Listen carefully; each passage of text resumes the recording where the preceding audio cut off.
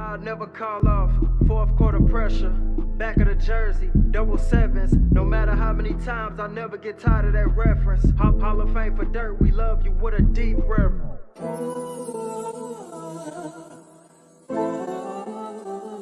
Hi, this is Luka Doncic. Hi, I'm Kyrie Irving. And you're listening to the Mavs Step Back Podcast. They waiting on my fall off. I'll never call off. Fourth quarter pressure.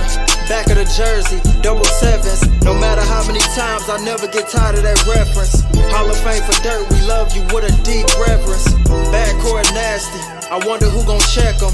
Cuban did his thing when he went and got number 11. I still got his picture on my wall at 707. Feels synonymous with Kyrie, how we both train with aggression.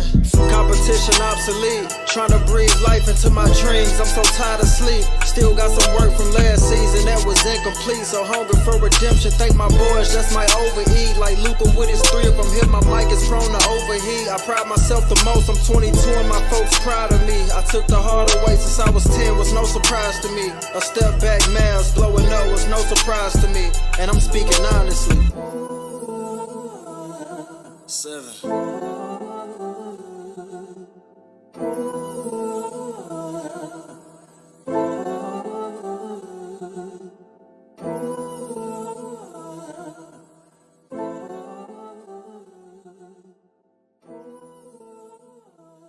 Sounds good, man.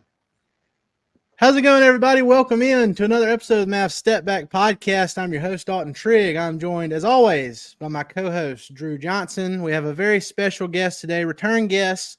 It's my guy, Kirk Henderson. He does a lot of great stuff, organizing and writing and publishing and all the good stuff at Mavs Moneyball. He also has his own podcast, Pod Maverick.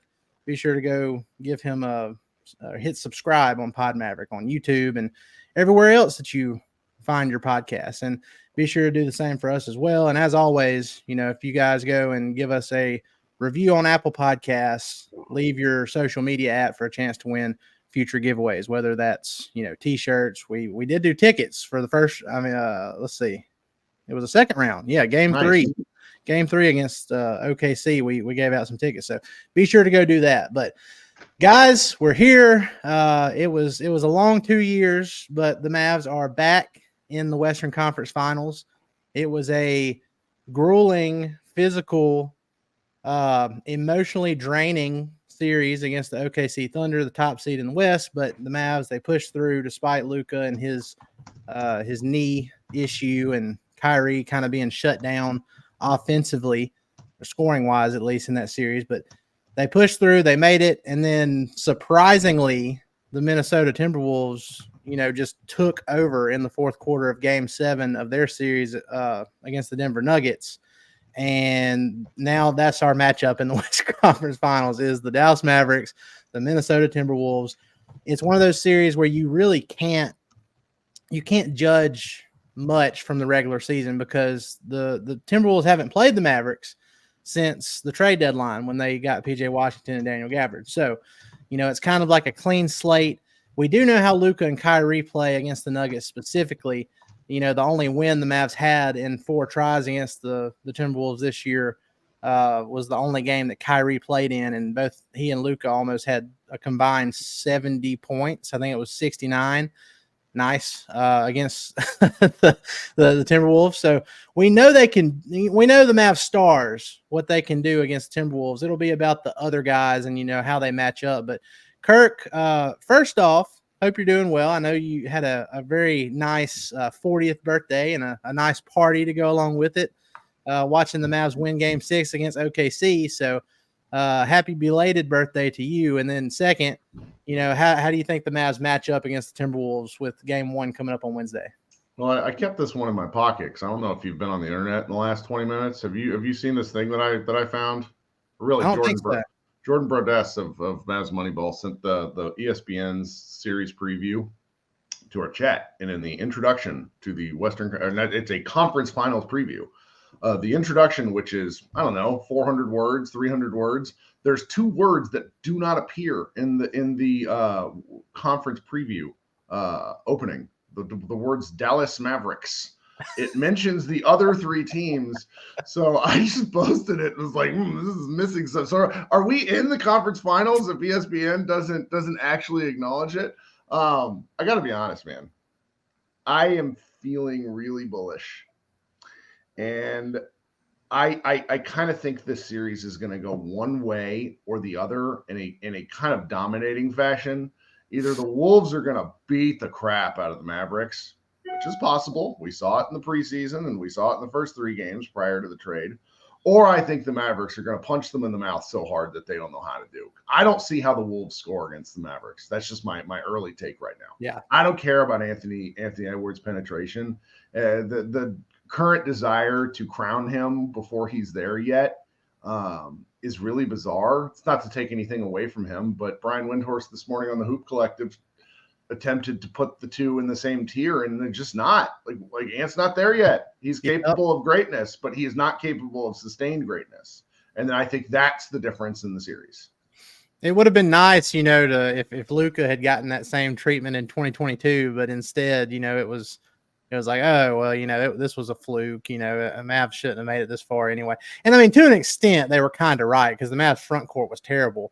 But Dorian Finney-Smith and Reggie Bullock, the Mavs, squeezed every little last bit of effectiveness out of them for that run. But it's a different feel this time around, man. I mean, this team is young across the board, except for Kyrie just turned 32 and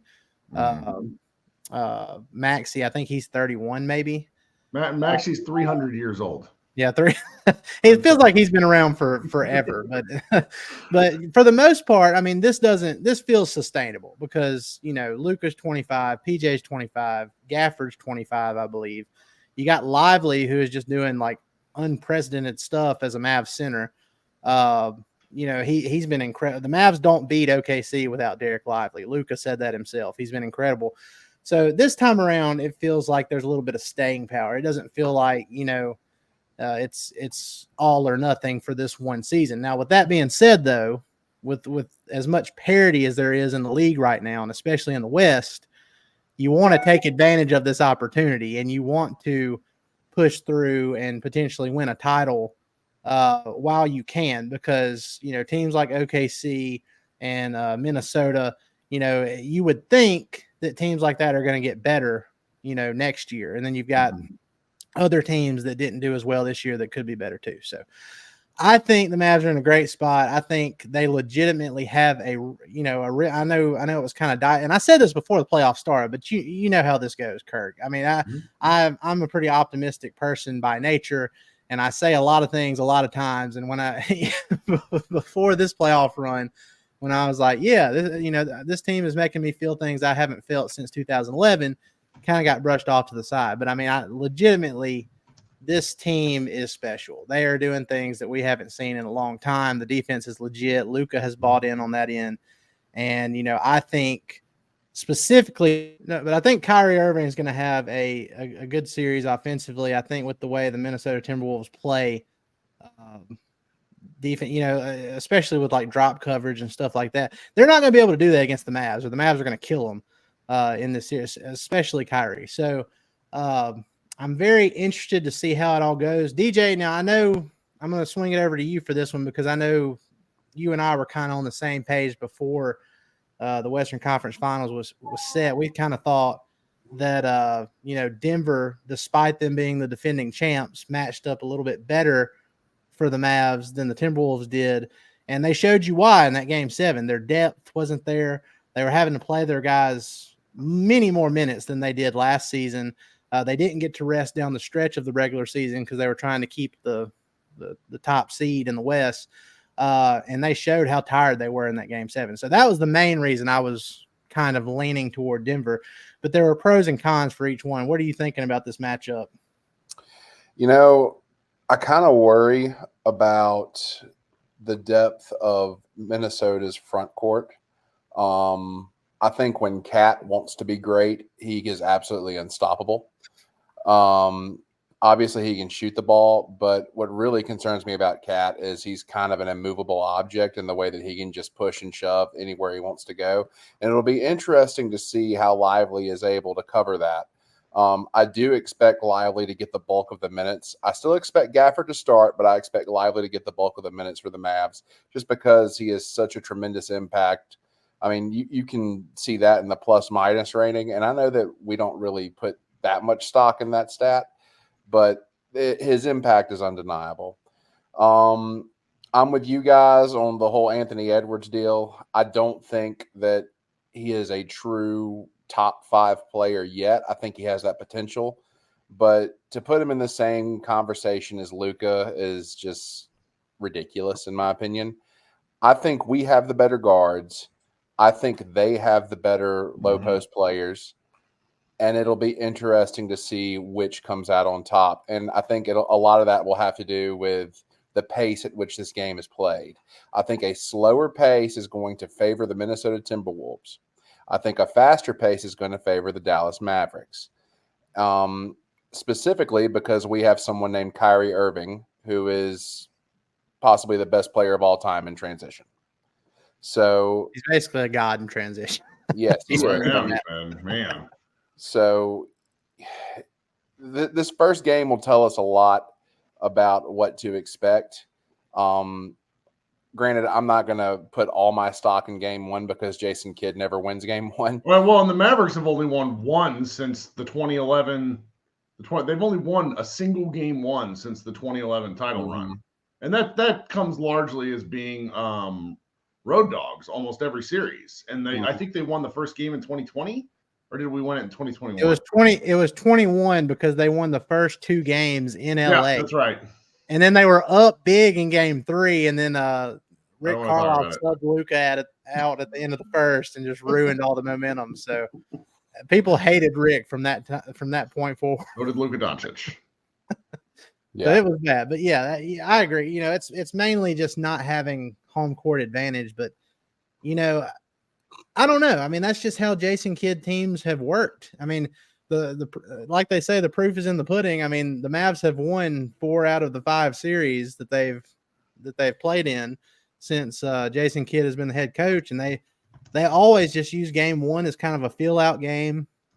You know, now this, I don't know if it's going to be different this time or not, because I don't know. I feel like playing in Minnesota versus playing in Denver first, I feel like it might be a little bit of a relief. Oh, I mean, the altitude difference is real. Like, that is a real thing. It can't be really. I'm glad we don't even have to talk about it in the context of the series, because I think it makes a big difference. Yeah. So, I mean, Luka and you get 3 full days off plus the day of the game, you know, until tip off at 7:00. On Wednesday. I think 7:00 on Wednesday is start time, but so you have 4 days off. And Luka, he has been battling that knee issue since the first round. It's funny though, you know, the knee issue shows up in games 1 through 4, and then we get to games 5 and 6, and it looks like old Luka again, and he finishes it out. So I don't know what Luka we're going to see in game 1 against the Timberwolves, but I do know this. Luka kind of got embarrassed by the Golden State Warriors, and specifically Andrew Wiggins the last time he was in the Western Conference Finals. And I know that sits with him. I know he thinks about how the last time he was on this stage, you know, how that went. And I hope that's kind of an extra motivating factor. I mean, you don't need extra motivation when you get this far, because it's like, okay, 4 more wins and you're legitimately competing for a championship. But I do feel like that previous experience with Luka, and then, you know, having a guy like Kyrie who has been to the conference finals so many times and the finals so many times and won one in Cleveland, you know, I feel like that experience with those 2 guys specifically could be what puts the Mavs over the top in this series. And it's not going to be easy, but, you know, I could say, you know, if the Mavs come out in game 1 and look like a competent NBA team for once. They always they get their asses kicked so much in game ones. I mean, it's just not They've even been down close. 20 points every single game one in the kid era, except for the one where Luka didn't play. Yep. And that was Right. against the Jazz. So I mean, we'll see how competitive they are in game. The hopes aren't high just because of the track record, but if they come out and win, and they look decent, because Minnesota, there's another advantage that the Mavs have. Minnesota has not played this version of the Mavs with PJ Washington and Daniel Gafford. They don't know. I mean, they know what to expect by just the scouting reports, but they haven't played against it.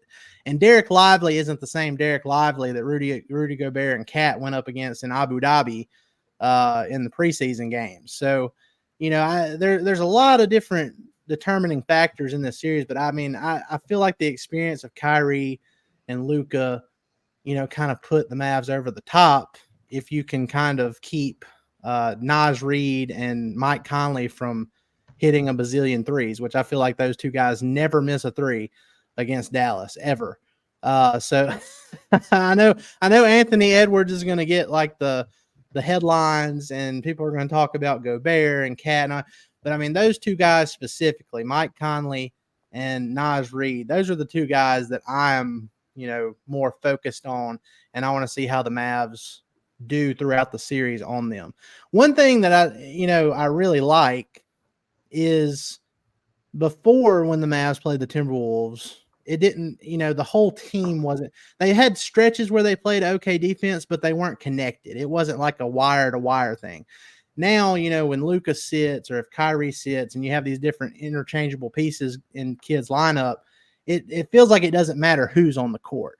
The defense is staying consistent. We saw that in, the last couple games with OKC. Kid threw Jaden Hardy in there, and even he was playing decent defense. So, I think the chemistry and the desire, to pay attention to details on that end of the floor really gives the Mavs a good shot here. And like you said, Kirk, I don't see how the Timberwolves are going to score a lot of points on the Mavs. This is going to be one of those, drag you down into the mud type of series. And I think, if the Mavs can get some threes to fall, and Kyrie Irving, he's shooting 44% on threes in these playoffs. He just hasn't had as many of them as we'd like. I feel like he might have a breakout series. Hey guys, we're taking a quick break here to tell you about Prize Picks. If you like daily fantasy sports, Prize Picks is the #1 daily fantasy sports app. It's super easy to use. You can pick the over and under on all your favorite players, not just the Dallas Mavericks, but any NBA games or WNBA games, or we got football coming up here in a little while. I mean, it's all kinds of stuff that you can take the over or under on, and you can use our promo code STEPBACK for up to $100 matched on your first deposit. So, for example, if you use our promo code STEPBACK and you decide to deposit $100, you'll have $200 in your account from Prize Picks matching that. So be sure to take advantage of this offer and have some fun with daily fantasy sports as we get ready for the Western Conference Finals between the Dallas Mavericks and the Minnesota Timberwolves. Oh, there's a lot of areas, a lot of ways we could kind of go with this one. I'm very bullish on the Mavericks for a lot of the reasons that you said, but allow me to provide a little bit of a counter just as to something where I think that this series could be different than the last one. I felt this basically from game 2 on, was that Mark Daigneault was, I don't want to say he's overrated as a coach, but he won Coach of the Year because his players were healthy. What the Wolves have had to do and what Chris Finch does is frankly a lot more complicated. Like having a triple post, like not offense, but like having 3 post players in 2024 and making it work is kind of amazing. I think he'll be a lot more, let's just say, dynamic than the Thunder were. I mean, the Thunder waited until game 6 to use Chet in the dunker spot. Like, they were eating the Mavericks up that last game, and I think had he just done different things earlier, the Thunder might have won that series. I don't think Chris Chris Finch is going to have that same sort of dedication to the plan. And I just am really sort of frightened of, no, that's the wrong term. I have a lot of respect for both their defensive and offensive game plan. So that's sort of something to consider. And then from a statistical profile, I'm sure you saw this morning, but NBA University tweeted out that Mavericks have secured like 28% of available offensive rebounds to them, with every single starter averaging at least like one against the Thunder. That's not going to be the case against the Wolves. No. Yeah. So what gives for the Mavericks offense to function? Now, something will, because I believe the Mavericks will do it. It's just where does that part of the balance, like, because I'm with you in the big picture sense. Like, what gives to make the Mavericks win in this game? I think Kyrie actually scoring points is probably the most easy one, and I do think he'll have a better time with it, unless like Jaden McDaniels is guarding him, but I don't think that'll happen. I think he's going to be on Luka exclusively. I want to see, aside from Kyrie, like you said, I want to see who that next contributor specifically off the bench is going to be, because let's take Dante Exum, for example. He was a huge part of what the Mavs did toward the end of the 2 months heading into the playoffs for the Mavs to get up to the 5 seed. And he's just been a no-show so far in the playoffs. And, he got benched for Jaden Hardy in those last 2 games against OKC. He's shown he's capable, but,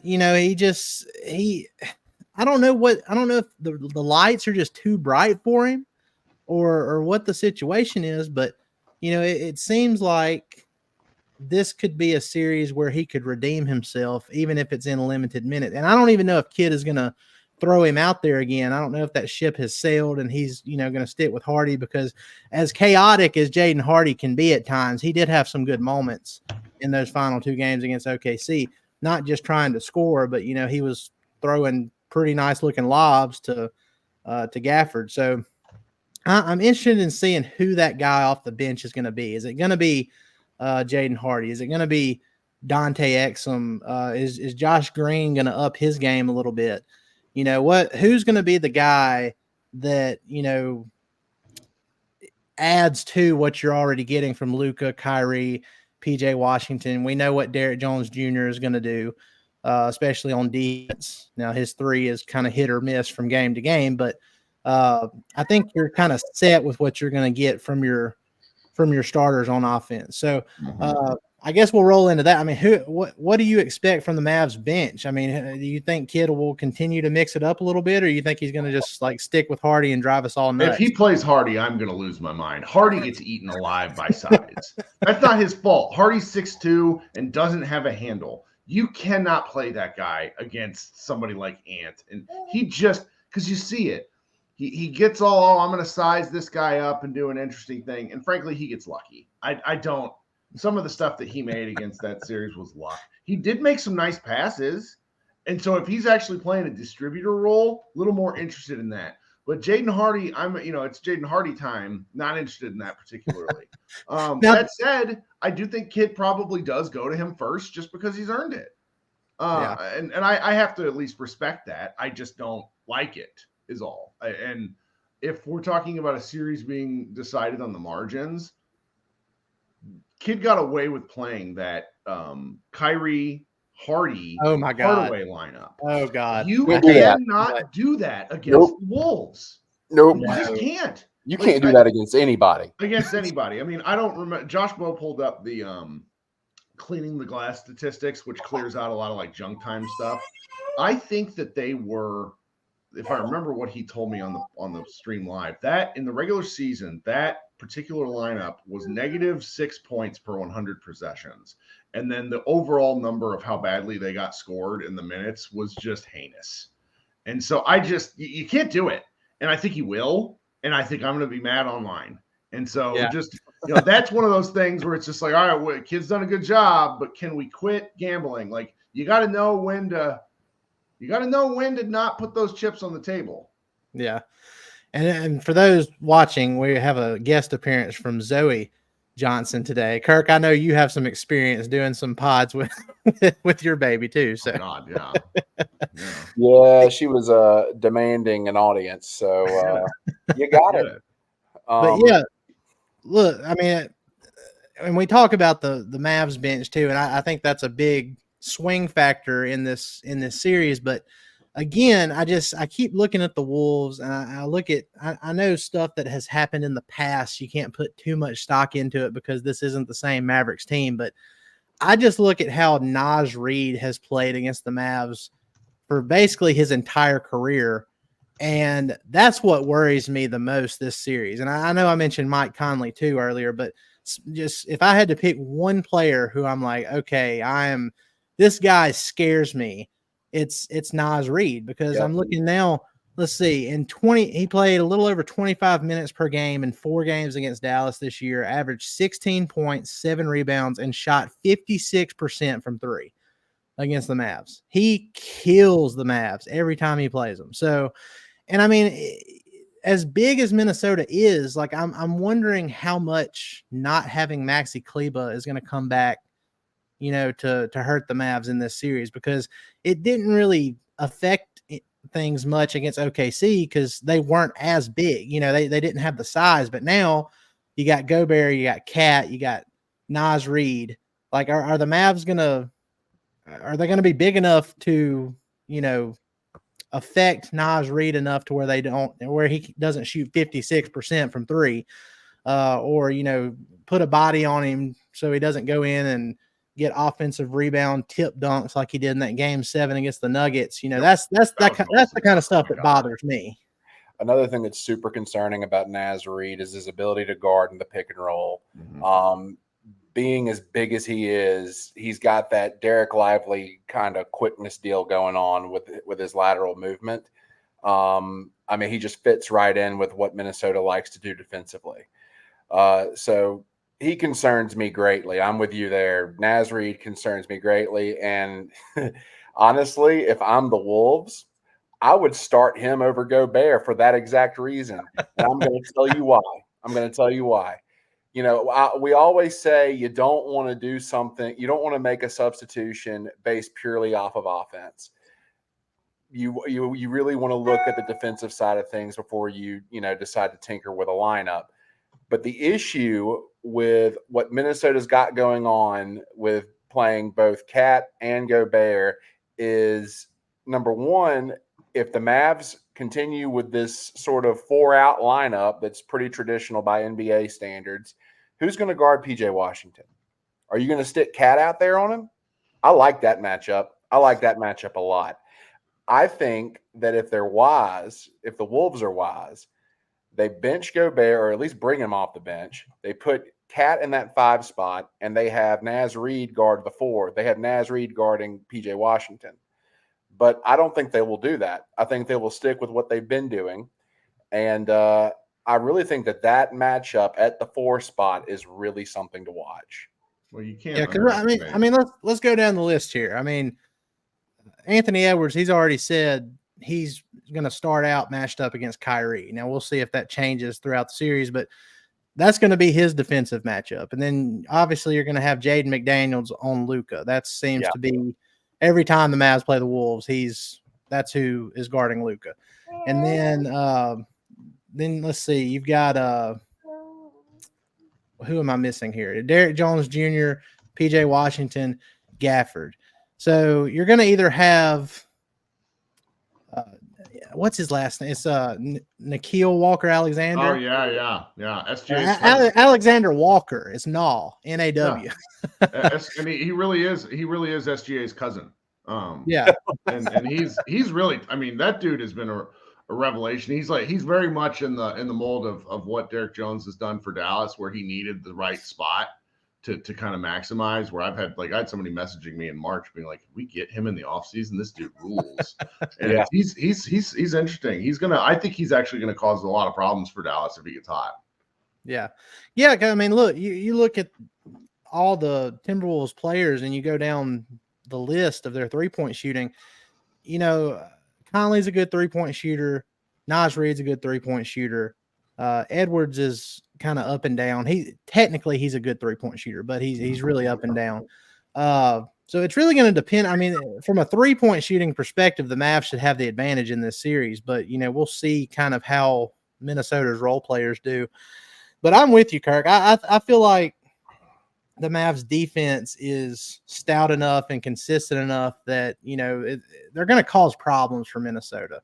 It's not going to be now Minnesota's defense is on the same level, if not, more than more or tougher than what OKC had. But I think OKC had a more dynamic offense than Minnesota did. Absolutely. And the Mavs shut them down pretty good. So, we'll have to see how it goes. Yeah. I mean, I do think we're going to have at least 2 games where Anthony Edwards gets his, but he is not the kind of capable night in, night out scorer.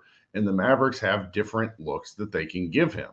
I do agree. Somebody told me, my friend Jared Dubin told me that he thinks that Ant is a much more challenging matchup for Jarek Jones Jr. than SGA, just because it's more of a strength-based matchup. Like, as you two are a couple of football guys, like, power matters a great deal. And SGA is more slight and uses kind of slight pushes to get off balance. Ant is a powerful man, and he gets going past you the same way Luka does, and there's really not much you can do except hope. I still can't shake the feeling, though, just because I do think that this is another team that can guard Luka very well. But after a couple of he started to shake the ball a little bit. Luka had a couple of spinning step back shots in Game 6 that were among the most ludicrous that he's hit in a couple of months. What I'm talking about, where he was line dancing almost, and then got his across the line and then just drilled it. It's like, all right, this guy's back. His knee mobility is feeling good. He's got the deep knee, and that's the part that I can't shake, because I do think Kyrie will have 2 or 3 games or serious moments where he's just the best player on the floor. But I think if you were to go sort of just superstar matchup stuff, where you go Luka and Kyrie versus Ant and Cat, who are you taking? That's easy. Yeah, that's easy. I think it's pretty easy. I think it is too. I mean, obviously I'm biased, but I mean, just going by not just the numbers, but just what my eyes see. I mean, I would go with Luka and Kyrie more times than I would. And there's one last thing that I think is important. Cat is probably the most situationally dense superstar in the NBA. Like, that guy does terribly boneheaded stuff. Yes. He got a horrible turnover last night against the Nuggets that thankfully didn't come back to bite him. He picked up a foul on Jokic with 10 minutes left that looked like it could be pretty important. It obviously wasn't. But it's sort of like when he decides, because you're right, he actually is a pretty dang good defender when he locks in. He just makes these mistakes and then turns around and does the Luka face. And it's like, dude, what? You did foul him. What are we doing? And so I think the Mavericks might get him a little bit of a blender. And because PJ attacking Cat off the dribble, for example, I think is a Mavs win. You mentioned that. Yes. That's why that should frighten them. Yeah. So. Yeah, and Cat specifically, I've spoke about this on a previous pod with DJ, but that one win that the Mavs had over the Timberwolves this season, Cat essentially shot the Wolves out of that game. He was 3 of 9 from 3 in that game, and I just remember he just kept jacking up these THJ quality threes in the fourth quarter of that game. And that's what helped the Mavs seal it, in my opinion. So, and that was back when Dwight Powell was starting at center. Lively was out with an injury. The Mavs didn't have Gafford. They didn't have PJ yet. Grant Williams was playing in that game. Like, the guys who played in that Mavs 115-108 win on, let's see, January 7th. The guys that had minutes: Luka, Kyrie, Derek Jones, Josh Green, Dwight Powell, Tim Hardaway Jr., Grant Williams, Seth Curry, and Jaden Hardy. So this is uncharted territory. Yep. But we've seen enough of this new Mavs squad, and we know who Minnesota is. Minnesota's been the same team, all season, and they didn't make any. Did they even make a trade this season? I don't think they did. I don't think so. If they did, it was minor, but we know who Minnesota is. But we also know what the Mavs have become too, and they are, people who haven't watched the Mavs since February or haven't watched the Mavs a lot since February and think that, this team is overachieving just because they're a 5 seed. I think that's, fool's gold. I mean, you can't pay attention to the seeding. This team, the only team to win more games than the Boston Celtics since the trade deadline is the Mavs. So, and that could very, very much potentially be the NBA Finals matchup we get, Kyrie versus his former team, which would be so much drama and so much toxic energy coming from the Boston side.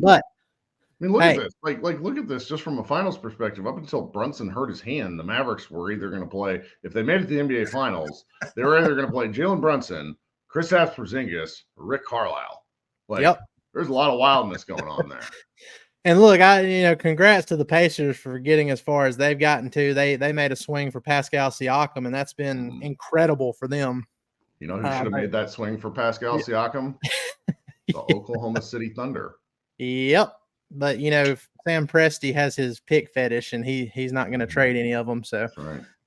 But yeah, look, I think the Mavs have a legitimate shot. I hope you're right. You said you could see it swinging massively one way or the other. I hope it swings massively in the Mavs' favor because these last 2 series have been draining. The OKC series specifically was so physical that I felt tired, even though I wasn't doing anything but sitting on my couch watching it. This this series, it might be even more physical. But I think there's more wiggle room for the Mavs offense to shine brighter than what Minnesota can offer. And Minnesota's never been this far. How will fatigue play into this? They're coming off a tough 7-game series where both the Nuggets and Timberwolves beat the crap out of each other until the very last second of that series. So, we'll see if that ends up playing a factor in this too. But Kirk, look, I appreciate you joining Drew and I today. We got to do it more often. We're so busy. We always have so much stuff going on that it's hard to do it as often as we'd like. But I really do appreciate it. And, I hope we can maintain our sanity during this upcoming series that starts on Wednesday. But anything else before we take off here? Tell the people where they can find all your stuff. You know where to find me, guys. So if you what you need to do is argue for Dalton to bring me on in the summer when he's trying to figure out how to get like Moses Malone and LeBron James and the Mavericks at the same time, so I can yell at him. That's really what we need. Anyway, thanks, man. Appreciate you having me on. Yep, we appreciate it, man. And DJ, any closing thoughts before we take off? I think it's all about pace, guys. I really think that if we can get to an accelerated pace, that the advantage is ours. And please excuse my daughter. She is very loud. Zoe is amped for the Western Conference Finals. That's right. Can't blame her. She's hyped up. And it's almost time for a bottle. So we're pretty excited about that too. Well, guys, look, we appreciate y'all coming in and listening to us every single week. Be sure to like, rate, and subscribe on all your favorite podcast platforms. Hit that subscribe button on YouTube. Give us a review on Apple Podcasts. Like I said, if you do that, you'll enter yourself for a chance to win future giveaways, whether it's T-shirts, tickets, whatever we decide to do.